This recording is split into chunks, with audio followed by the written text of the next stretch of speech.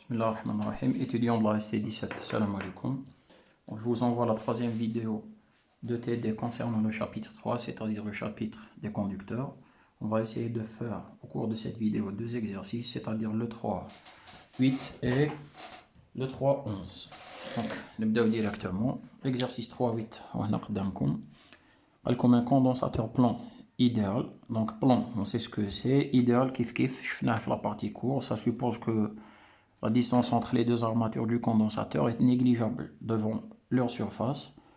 Donc on peut considérer que l'influence entre les armatures est totale. On peut même les considérer comme étant des plans infinis. Donc comme il est formé de deux plaques rectangulaires identiques de surface S égale 200 cm², distante de E0 égale 0,4 cm, on applique entre les deux armatures une différence de potentiel de V0 égale 100 volts. Donc là c'est l'exercice 3.8. On va commencer directement. Déro un petit schéma où on va expliquer ce qu'on a ici. Donc on a une première armature et une deuxième armature. La première, je vais l'appeler, ou bien Hadi Ali, la première pour moi, je vais l'appeler A, Hadi, je vais l'appeler B. La B, je vais la relier à la borne positive du générateur et la A à la borne négative. Donc,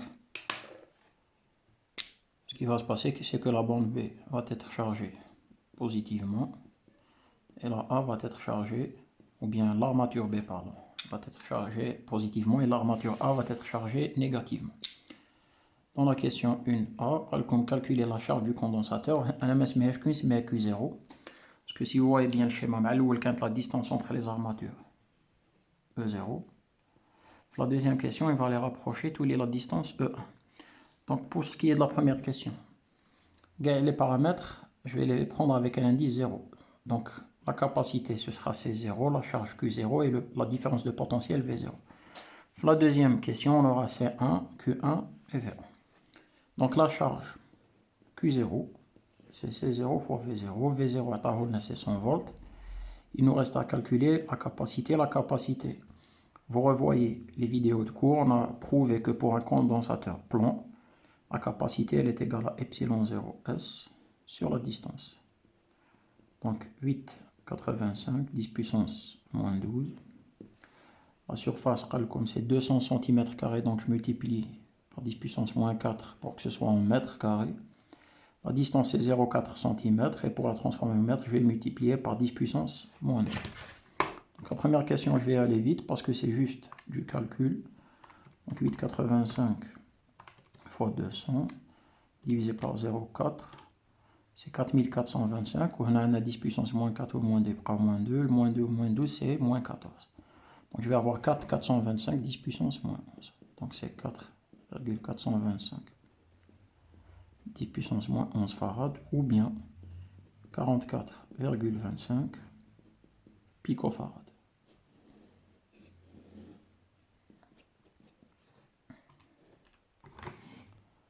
Voilà.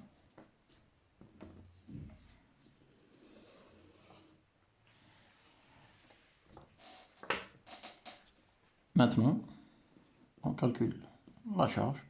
Donc c'est C0, V0, donc 425, 10 puissance moins 11. Fois V0, c'est 100 volts, c'est-à-dire 10 puissance 2. Donc tous les 10 puissance moins 9, ce qui signifie que ça, c'est 4,425 nanocoulomb. Donc, voilà pour la question A.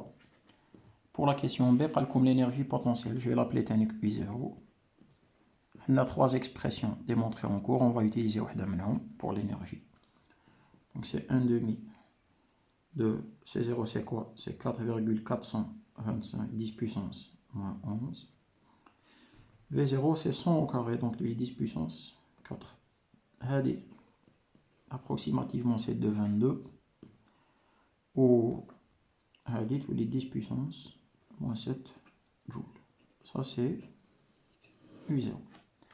La question C, كاين حاجة جديدة ما شفناهاش في الكور. قلت لكم في les vidéos de cours, il y a des choses qu'on laisse, c'est-à-dire qu'on laisse pour être abordé en TD. Comme calculer la force agissant sur chacune des armatures. هنا Qui chauffe le condensateur analogiquement, on a deux charges opposées en signe sur les armatures. Ce qui signifie que ma bin les deux plaques, je vais avoir une force d'attraction. C'est-à-dire que la plaque A va attirer la plaque B avec une force FA sur B. Et la plaque B va attirer la plaque A avec une force FB sur A. Maintenant, on va nous concentrer sur l'une d'entre elles, FA sur B, on va la calculer. Alors maintenant, comme je vais avoir affaire à des grandeurs vectorielles, je vais quand même choisir un axe sur lequel je vais travailler. Je vais l'appeler AX. On a A comme origine des coordonnées, c'est-à-dire que XA c'est 0 mètre. Donc, rappelez-vous, c'est-à-dire la plaque négative, elle va créer partout dans cet espace environnant un champ, EA. Comme on a vu qu'on peut considérer la plaque dans le cas d'un condensateur idéal comme un plan infini, le champ créé, il aura pour module sigma sur 2 epsilon 0. Tel que sigma c'est quoi? C'est le module de la densité de charge sur la plaque A et le module de la densité de charge sur la plaque B. Ça veut dire que sigma A en fait c'est moins sigma et sigma B c'est plus sigma puisque les charges elles sont opposées. Maintenant c'est le module du champ. La direction elle est donnée par I. On voit bien qu'il est parallèle à I. Le sens il est opposé à I. Donc il est négatif. Une fois on a le champ A, je ne peux pas multiplier directement par la charge de la plaque B, il faut le prouver. En fait, là, je vais prendre un élément infiniment petit de la plaque B qui possède une surface ds. Donc, un élément ds de l'armature B porte une charge dq. Et donc, la charge dq, comme elle est, c'est-à-dire portée par un élément de surface infiniment petit, je peux supposer que cet élément de charge est ponctuel. S'il est ponctuel, on peut appliquer la loi qu'on connaît et subit une force dF qui est égale à dq fois EA. Qui est une charge Q plongée dans un champ E, elle va subir une force Q fois E. On a un élément ds qui porte une charge dq dans un champ EA créé par la plaque A. Donc il va, l'élément de charge, il va subir la force dq fois EA. Très bien. Or, EH, déjà le faux, c'est moins sigma sur 2 epsilon 0 fois I. Maintenant, si je veux avoir la force totale avec laquelle A agit sur B, bon, moins sigma sur 2 epsilon 0 pour moi c'est des constantes. Je n'ai qu'à intégrer l'élément dq, donc sur toute la charge portée par la plaque B. Et la charge totale portée par la plaque B, c'est justement plus Q0. Donc de 0 à plus Q0 normal. Donc je vais avoir moins sigma sur 2 epsilon 0 fois Q0 fois I. Là, je vais arranger juste un peu le résultat. Je peux multiplier par S et diviser par S. Or, la banabilité sigma, comme la densité elle est homogène, la banabilité sigma c'est Q0 sur S. Ça veut dire que sigma S c'est Q0, donc ADG c'est Q0 et Q0 fois Q0 c'est Q0 carré. Donc, la force exercée par A sur B c'est moins Q0 carré sur 2 epsilon 0 S fois I. Et dans le sens négatif, c'est ce qu'on voit ici. Donc, là, on vient de voir comment on calcule, c'est-à-dire la force qui s'exerce sur une armature chargée. Maintenant, je peux utiliser le même procédé pour calculer FB sur A, mais on ne va pas le faire, on va juste appliquer le principe de l'action et de la réaction. C'est-à-dire si A agit sur B avec une force, et bien la plaque B agit sur A avec une force opposée. Donc j'enlève juste le signe moins, ça veut dire que FA ou bien FB sur A, pardon, c'est égal à Q0 carré sur 2 epsilon 0S fois. Donc, ce que vous venez de voir ici, c'est la réponse à la question C. Maintenant, on passe à la question 2. Comment on isole le condensateur?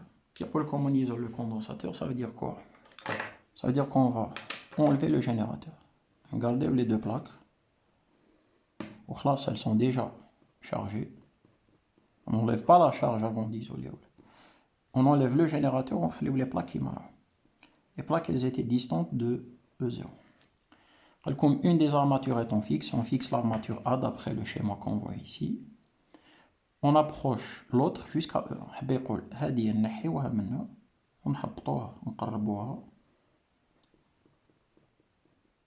حتى تولي بينها وبين لا بلاك A كاين une nouvelle distance E1. Alors, très simplement, on enlève le générateur, on قرب شوية les plaques. Comme expliquer qualitativement, d'abord sans calcul, les phénomènes qui se produisent au cours de ce déplacement. Il est en train de vous fixer ce que vous devez expliquer, le transport de charge, la variation de potentiel, de capacité. On va montrer à travers un bilan précis que le principe de conservation de l'énergie est vérifié. Là, donc, on va agir en deux étapes. Avant de parler des énergies, on va parler de ces deux, ou bien ces paramètres. Là, on voit bien qu'on est en train de jouer sur trois paramètres. La charge, la capacité et le potentiel. Et la capacité, elle dépend de la distance. Là, la question 2, le fait d'isoler le générateur, ça veut dire que nous avons les paramètres qui est fixe, c'est la charge. Ça veut dire que si je rapproche les plaques, même si la charge, je l'appelle Q1, en fait, elle est égale à Q0. Pourquoi? Parce que dès que j'enlève le générateur, ça devient un système physique isolé. C'est-à-dire, la plaque A ou bien la plaque B, elles ne peuvent ni perdre des charges, ni recevoir des charges électriques. Donc, si Q est figé, en rapprochant les plaques, il va changer. Pourquoi? Parce que la capacité, elle dépend de la distance entre les armatures. Et bien, puisque C va changer, c'est V qui va changer avec C. On a trois paramètres liés. On peut fixer l'un d'entre eux, les deux libres. S'il varie, l'autre il va varier avec. On ne peut pas fixer deux paramètres et faire varier un seul d'entre eux. Donc, pour ce qui est de C, la nouvelle capacité C1, c'est epsilon 0 S sur E1. Donc, on voit que la distance, elle est au dénominateur. La capacité C0, c'était epsilon 0 S sur E0. On a epsilon 0 S sur E1. Donc, ce qui est au dénominateur a diminué. E1, il est inférieur à E0. Et bien, C1, c'est supérieur à C0. Donc, en rapprochant, la capacité augmente, et ça, on l'a expliqué physiquement. Physiquement, c'est parce qu'on intensifie les phénomènes d'influence. Donc, maintenant, d'un point de vue, on est en train de répondre. D'un point de vue phénoménologique, on a la charge, elle reste constante. La capacité augmente. Or, la charge, on sait que c'est la capacité fois la différence de potentiel. Donc, la différence de potentiel, c'est Q sur C. Puisque la charge reste constante et que la capacité augmente, ça veut dire que le potentiel diminue. Donc, V1 est inférieur à V0. Donc, voilà ce qui se passe en conclusion. Conservation de la charge électrique, augmentation de la capacité du condensateur et diminution de la différence de potentiel entre les deux armatures. Maintenant, on montrer à travers un bilan précis que le principe de conservation de l'énergie est vérifié. Bien, on ne va pas calculer, on va donner juste son expression. C'est la nouvelle énergie interne du condensateur, U1. Alors, U1, c'était 1/2 de C0 V0 carré. Alors, je préfère utiliser une autre expression parce que les deux sont variables. Je préfère utiliser une définition de l'énergie interne où il y a au moins un paramètre qui est constant. Je vais utiliser 1/2 de Q1 carré sur C1 et U0. C'est 1/2 de Q0 carré sur C0.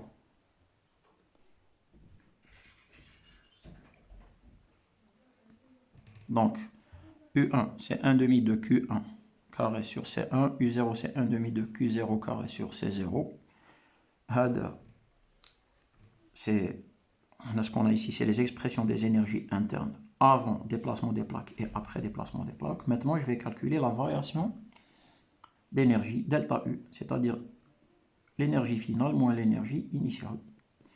Donc, je vais avoir, maintenant, Q1, il est égal à Q0. Donc, Q0 carré sur 2, Q0 carré sur 2, je vais les sortir en facteur.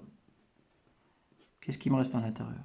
1 sur C1 moins 1 sur C0. Très bien. Maintenant, donc, ce qu'on vient de calculer, c'est bien ce qu'on vient de déterminer, c'est l'expression de la variation d'énergie interne du condensateur. Alors, maintenant, on va calculer autre chose. La plaque A, elle agit sur la plaque B avec une force. FA sur B. Ou FA sur B, on l'a déterminé. C'est l'expression TAA. Pendant le déplacement, la force, elle va fournir un travail. On va le calculer. Donc, le travail de la force, FA sur B, comme c'est une force, regardez bien, elle dépend de 2 de epsilon 0 de la surface S de Q0 et de tout ça, c'est des paramètres constants. Si une force constante, je peux directement multiplier ou bien faire le produit scalaire entre la force, le vecteur force et le vecteur déplacement. Donc, ce que je vais obtenir ici, je vais obtenir la force, FA sur B, multiplié par la distance. Et la distance de déplacement, c'est quoi? C'est E0 moins E1. Donc, le travail, il est égal à quoi? C'est FA sur B en module. Et FA sur B en module, on a vu, c'est Q0 carré sur 2 epsilon 0 S fois E0 moins E1. C'est le travail. On va le laisser de côté. Il va nous aider à faire notre bilan. Parce que maintenant, je vais montrer à travers un bilan précis que le principe de conservation d'énergie est vérifié. Alors, pour faire le bilan, on va appliquer le théorème de l'énergie totale. Alors, on l'a vu en mécanique au premier semestre, il reste valable ici. Donc, le théorème de l'énergie totale, il stipule que la variation de l'énergie totale d'un système physique, elle est égale à la somme des travaux des forces non conservatives. Ça veut dire que, dans notre cas, on a un condensateur, c'est notre système physique. Sa variation d'énergie totale, c'est la somme des travaux des forces non conservatives. C'est juste un rappel. Qu'est-ce qui va varier? C'est son énergie interne. Je suppose que l'énergie cinétique est conservée, parce que tant qu'il ne nous dit rien, je suppose que la plaque elle démarre avec une énergie cinétique nulle, elle accélère un peu, elle ralentit, ça veut dire qu'il n'y a pas de variation d'énergie cinétique, tout ce qu'il y a c'est une variation d'énergie interne. Donc delta U, c'est égal. Alors, quelles sont les forces qui s'exercent?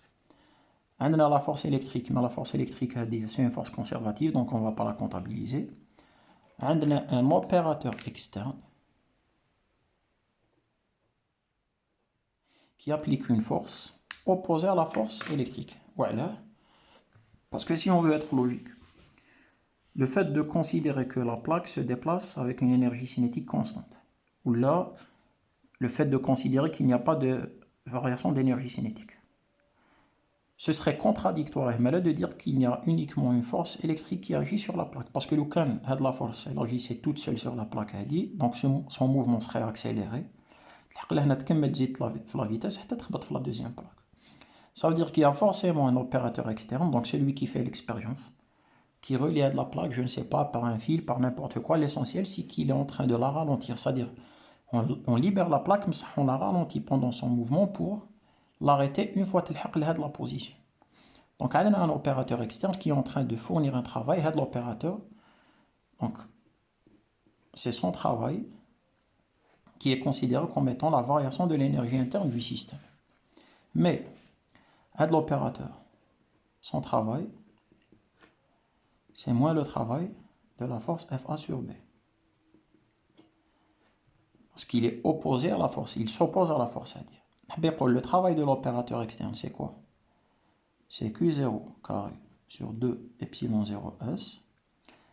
Quand je multiplie par un signe moins, ou les E1 moins E0. Donc, il y a juste une chose à faire. Donc, le théorème de l'énergie totale, que la variation de l'énergie interne, c'est le travail de l'opérateur externe qui permet un déplacement à énergie cinétique constante.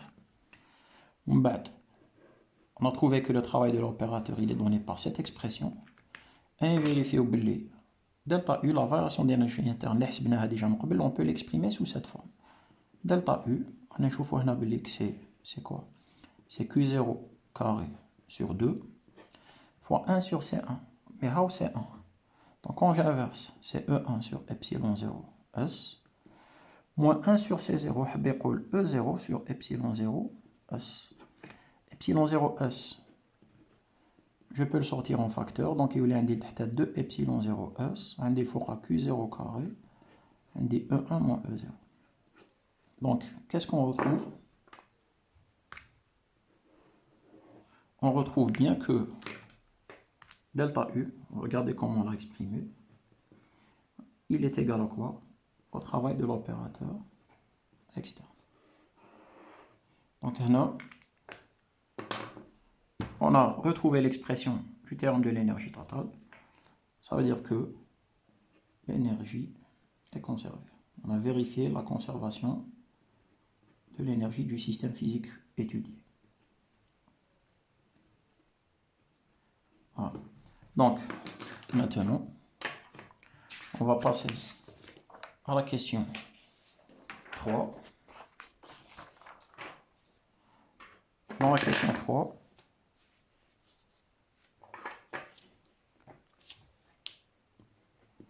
il vous dit on réalise maintenant le même déplacement tout en gardant le générateur branché au condensateur. Ça veut dire quoi? Ça veut dire que je vais refaire la même étude. On dit toujours une plaque A, plaque B, chargée positivement, la plaque A négativement. Je vais déplacer B derrière une nouvelle position. L'ancienne distance c'était E0, la nouvelle distance c'était E1. La seule différence par rapport à la question 2, c'est que maintenant on fait le déplacement tout en gardant le générateur branché. Alors il faut toujours commencer par chercher ce qui se conserve. Le fait de garder le générateur branché, ça veut dire que dans la nouvelle position, cette fois-ci, c'est le potentiel ou bien la différence de potentiel entre les deux plaques qui est conservée. Pourquoi? Parce que quand je vais déplacer la plaque B vers sa nouvelle position, il va y avoir un déplacement de charge, c'est-à-dire la charge, elle va changer, elle va augmenter ou bien diminuer, on va voir. Mais quand va s'établir un nouvel équilibre, c'est lorsque la plaque elle sera au potentiel de la borne positive,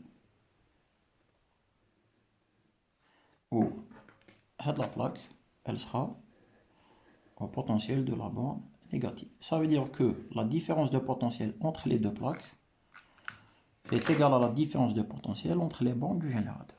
Donc ça veut dire que la différence de potentiel entre les deux plaques elle est égale à V0, elle ne change pas. Donc cette fois-ci, c'est la différence de potentiel qui se conserve. La capacité, comme c'est le même déplacement, la distance diminue, ça veut dire que la capacité, elle augmente. Et comme Q c'est égal à C fois V, V reste constant, l'augmentation de la capacité implique une augmentation de la charge. Ça veut dire que Q1 c'est supérieur à Q0. Donc, ça veut dire que le générateur, il va travailler, il va fournir une charge supplémentaire au condensateur. Donc, c'est la première partie de la question, c'est l'étude phénoménologique. Maintenant, on va répondre technique. Même question que précédemment, ne pas oublier de tenir compte dans le bilan énergétique de l'énergie mise en jeu dans le générateur. Ça veut dire que maintenant, on va étudier l'énergie qui est mise en jeu c'est-à-dire dans ce système-là. Alors, pareil, on va appliquer le théorème de l'énergie totale. Alors, le théorème de l'énergie totale, stipule que la variation d'énergie interne du système physique, à savoir le condensateur, elle est égale au travail du générateur plus le travail de l'opérateur externe qui permet de maintenir une énergie cinétique constante. Donc là, on va calculer delta U, on va calculer ce travail, on va calculer ce travail, on va calculer trois expressions. Et on va vérifier que cette égalité est vérifiée. On va voir si cette égalité, pardon, est vérifiée. Donc, je vais commencer par le plus simple, delta U. Donc, delta U, c'est U1 moins U0.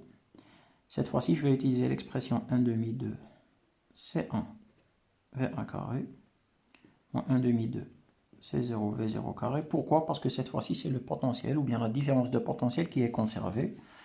Donc V1 c'est égal à V0, donc je vais sortir le V0 carré en facteur. Je vais avoir delta U qui est égal à V0 carré sur 2 fois C1 moins C0. Mais C1, c'est epsilon 0S sur E1 moins epsilon 0S sur E0.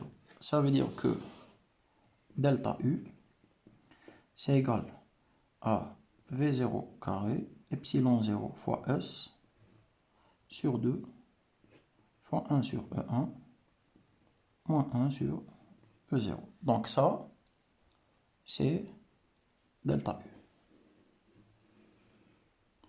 Maintenant, on va calculer le travail de l'opérateur externe. Le travail de l'opérateur externe, c'est moins le travail de la force électrique, c'est-à-dire moins le travail de la force avec laquelle la plaque A agit sur la plaque B. Alors là, si on revient vers ce qu'on a fait précédemment, donc voilà l'expression de FA sur B. Donc ici, l'expression de FA sur B, il va falloir trouver le meilleur moyen de la manipuler. On peut l'écrire comme étant Q0 sur 2 epsilon 0 S fois I, sauf que là, la charge, elle va varier. Donc, il va falloir faire attention, ou bien, on va essayer de trouver une autre expression. Donc, le module de FA sur B, c'est égal à quoi? Q0 carré sur 2 epsilon 0 S. Et pour le modifier, je peux écrire que c'est... On va essayer de le modifier. Donc, je peux dire que c'est 0. Bien sûr, j'ai oublié, le fait d'écrire Q0, c'est qui compte la plaque B, non, la position initiale. Mais le problème, c'est que non, la plaque B, pendant son déplacement, la distance, elle va varier. Donc la distance initiale, c'est E0, la distance finale, c'est E1, mais on a des distances intermédiaires que je vais appeler E.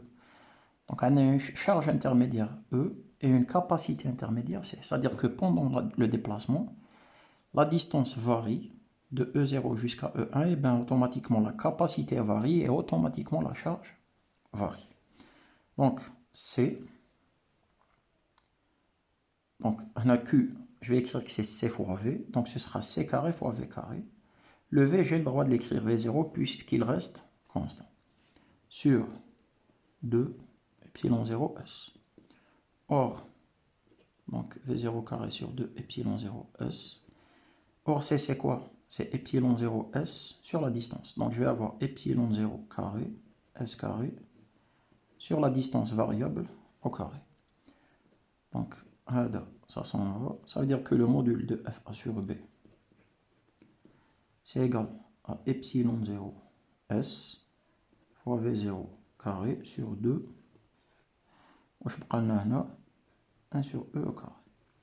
Maintenant, je reviens vers l'expression vectorielle. Je rajoute le signe moins et je rajoute I. Voilà, c'est juste pour... J'ai arrangé un peu les résultats, en fait. J'ai débarrassé. J'aurais pu travailler avec celle-ci. Mais là, j'ai débarrassé toutes les constantes à l'extérieur. J'ai laissé une seule variable.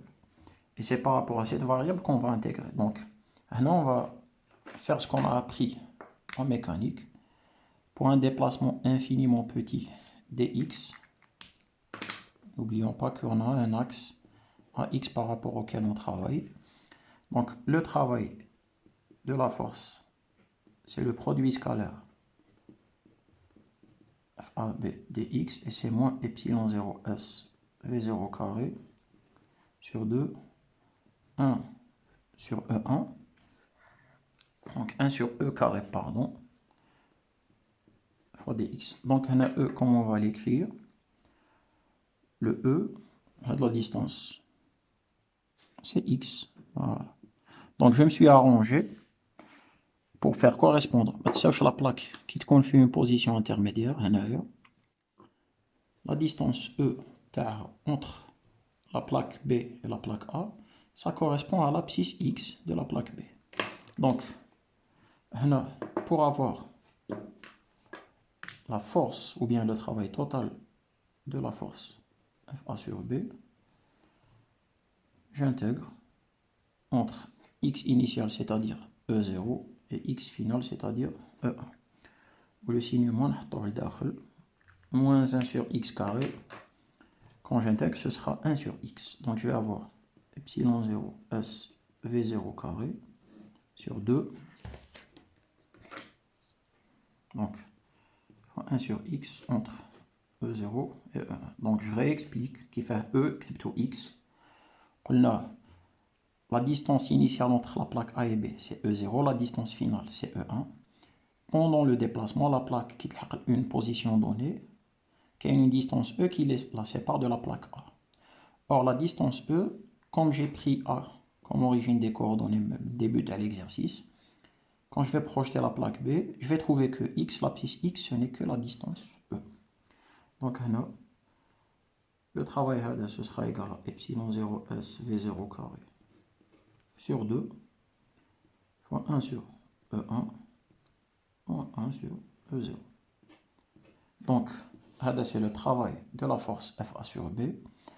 Or, le travail de l'opérateur, c'est moins ce travail-là. Donc, le travail de l'opérateur externe, c'est moins epsilon 0 S V0 carré sur 2, 1 sur E1, moins 1 sur E0. Donc, j'ai terminé avec ça. Donc maintenant, qu'est-ce qu'il nous reste? On a calculé delta U, calculé W, il nous reste à calculer le travail du générateur. Donc, le travail du générateur, il est égal à la charge qu'il délivre multiplié par sa différence de potentiel ou bien par sa force électromotrice. Or, la charge qu'il délivre, c'est la charge finale, c'est-à-dire Q1 moins Q0. Et Q1, c'est égal à quoi? Q1, c'est... Qu'est-ce qu'on peut utiliser? Je veux chercher une expression qui ressemble à ce que j'ai ici. Donc Q1, c'est C0, ou bien c'est C1, V1. Q0, c'est C0, V0. Or, on a vu que V1, c'est égal à V0, donc je peux le sortir en facteur. Je vais avoir V0 carré. Et C1, c'est epsilon 0S sur E1, moins epsilon 0S sur E0. Donc, je sors encore le epsilon 0S, je vais avoir epsilon 0S, V0 carré, fois 1 sur E1, moins 1 sur E0. Ça, c'est le travail du générateur. Donc, j'ai obtenu mes trois expressions. Je vais vérifier. Je vais vérifier que si je somme le travail du générateur et le travail de l'opérateur, je peux obtenir delta U. Donc, travail du générateur plus le travail de l'opérateur externe. Donc ici, j'ai epsilon 0S V0 carré, epsilon 0S V0 carré. 1 sur E1 moins 1 sur E0. Ça veut dire que, si vous voyez bien, tout ça et tout ça, je les sors en facteur. Si je les sors en facteur, qu'est-ce que j'obtiens? Ici, j'ai 1 moins, j'ai oublié, donc, moins 1 demi. Ça veut dire que j'obtiens 1 demi de epsilon 0S V0 carré fois 1 sur E1 moins 1 sur E0. Ça veut dire que finalement le travail du générateur plus le travail de l'opérateur externe, c'est l'expression qu'on avait trouvée pour la variation de l'énergie interne du condensateur. Donc, pour la question 3 aussi, on peut dire que l'énergie est conservée. La question 4, on ne va pas la faire, parce que c'est une répétition, refaire les bilans d'énergie des questions 2 et 3 dans le cas d'un déplacement où E1 est supérieur à E0. Ça veut dire que si au lieu de rapprocher la plaque, je l'éloignais, qu'est-ce qui va se passer? Donc vous allez voir que on va inverser juste les phénomènes physiques étudiés. Donc ça, c'était l'exercice 3.8. Maintenant, on va passer à l'exercice 3.11. Donc, ici,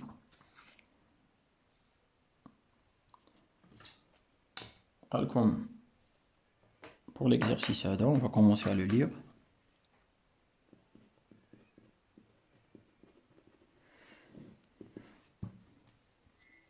Comme un condensateur plan idéal, donc, comme d'habitude, formé par deux armatures, plaque P1 et plaque P2, conductrice séparée par du vide d'épaisseur de 0,3 mm, ça veut dire que même pas 1 mm.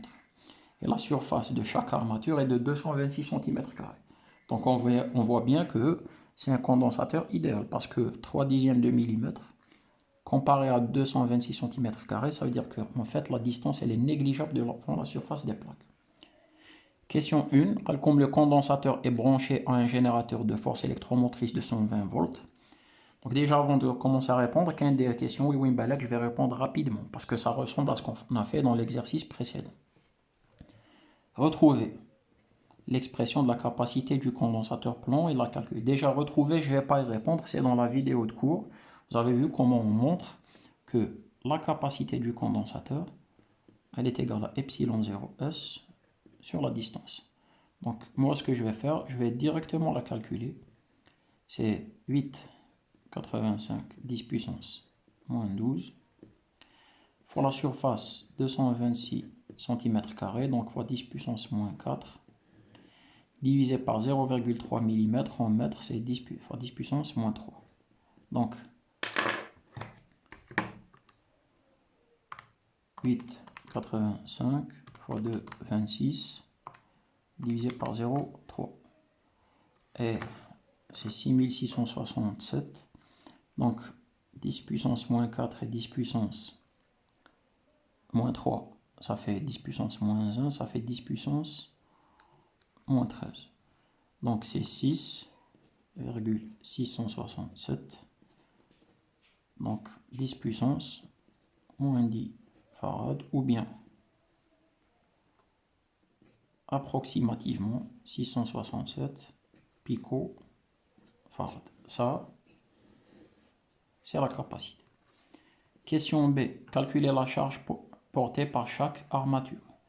Donc la charge Q, c'est C fois la différence de potentiel. Ils ont rappelé ici E0. Donc 6,67 10 puissance moins 10 fois 120. Donc AD c'est le 6,67. Ouais, on va écrire ça comme ça. 6,67 fois 120. Donc c'est 8.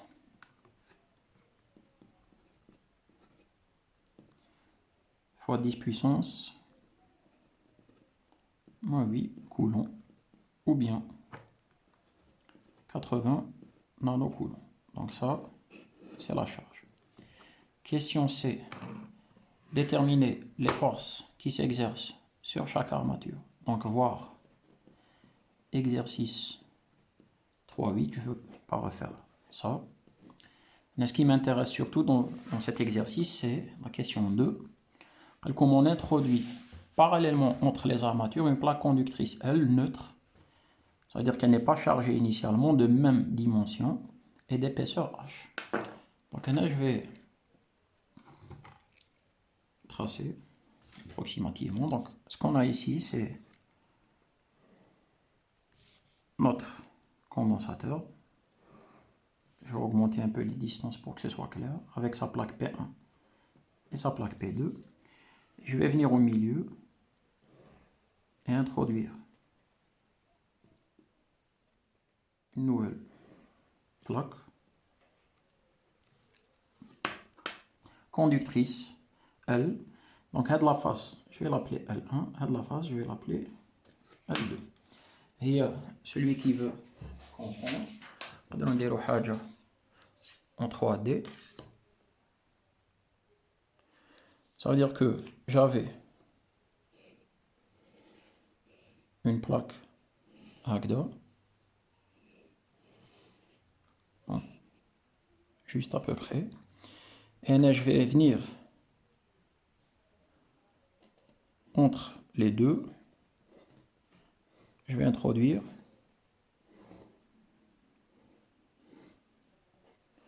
une autre plaque. C'est-à-dire j'introduis une plaque d'épaisseur H entre les deux armatures. Ou qui comme de même dimension, la surface de la nouvelle plaque, elle est égale à la surface des anciennes plaques. Donc j'espère que vous avez compris ce qu'on est en train de faire. Ce qu'on voit ici, c'est une vue de profil. C'est une coupe de notre condensateur.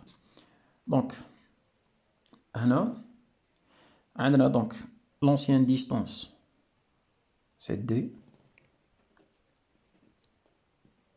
La distance entre P1 et P2. L'épaisseur de la plaque, c'est H. Et la distance entre la première plaque et la nouvelle plaque, c'est D'.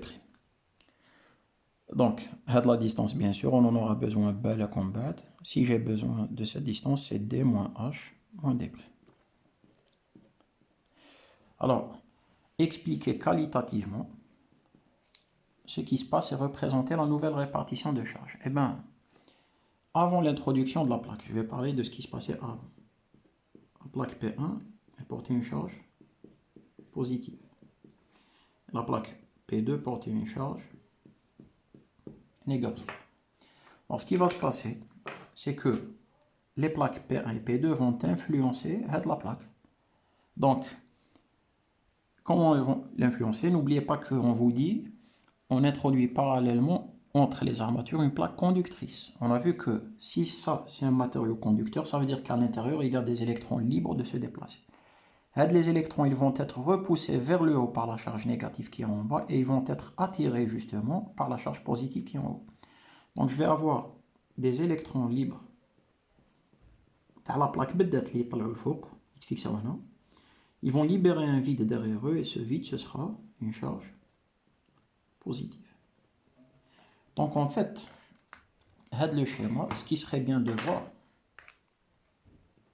c'est qu'il est équivalent à l'association de deux condensateurs en série.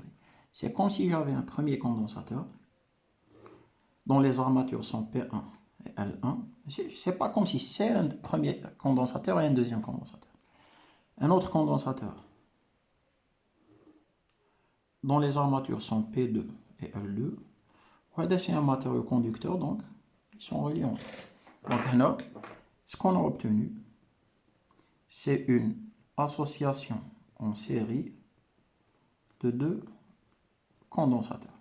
Le premier condensateur, il a pour distance caractéristique D'. Le deuxième, sa distance caractéristique, c'est D moins H moins D'. Donc voilà ce qu'on obtient en introduisant juste une plaque conductrice entre les deux plaques d'un condensateur. Bien sûr, la plaque doit rester isolée des deux armatures. Question B. Donnez l'expression de la capacité équivalente du système, puisqu'on a une association. Là, on a vu que lorsque les deux condensateurs sont en série, 1 sur c'est équivalent, c'est quoi?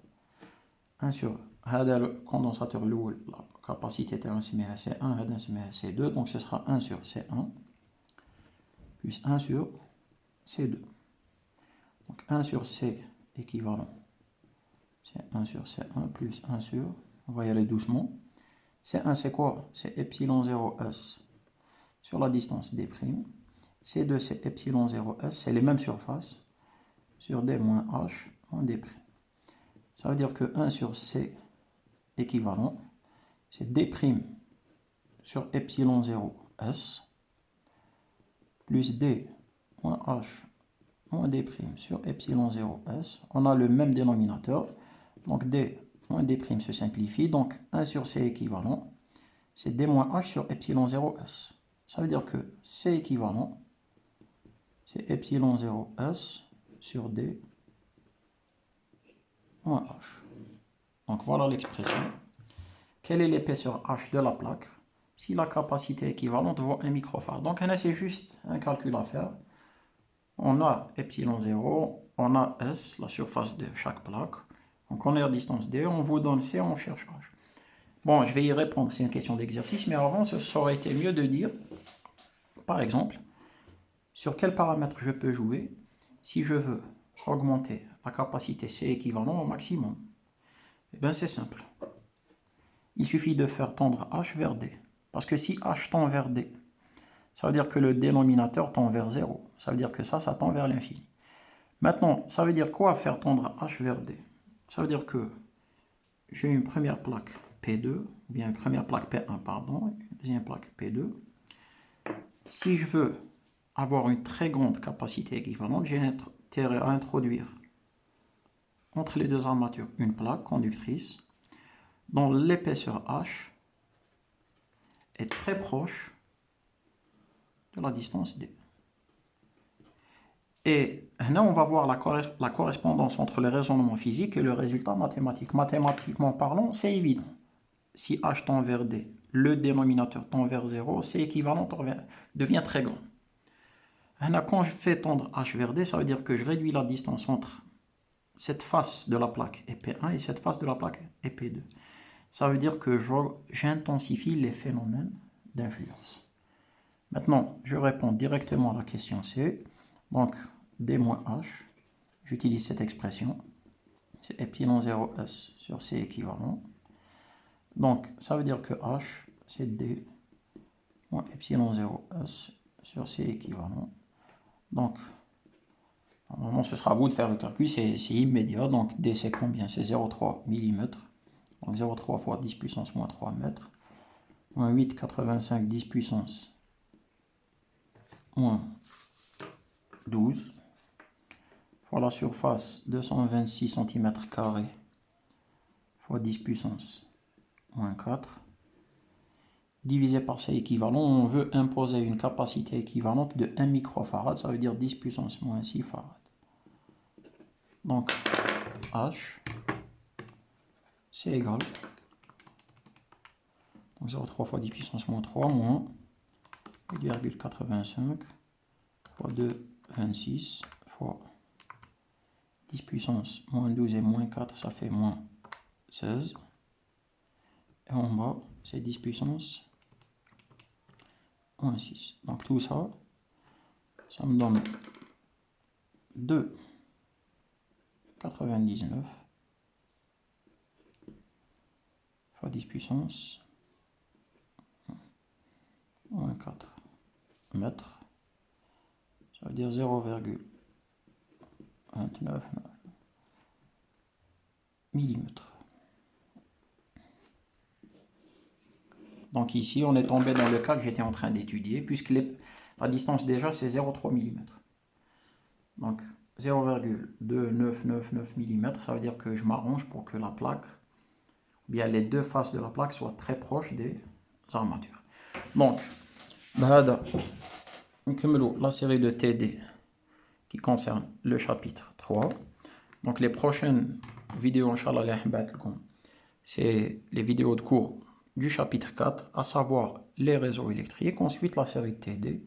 Inch'Allah, avec ça, on terminera le programme. Donc, comme ça, au salam alaikum.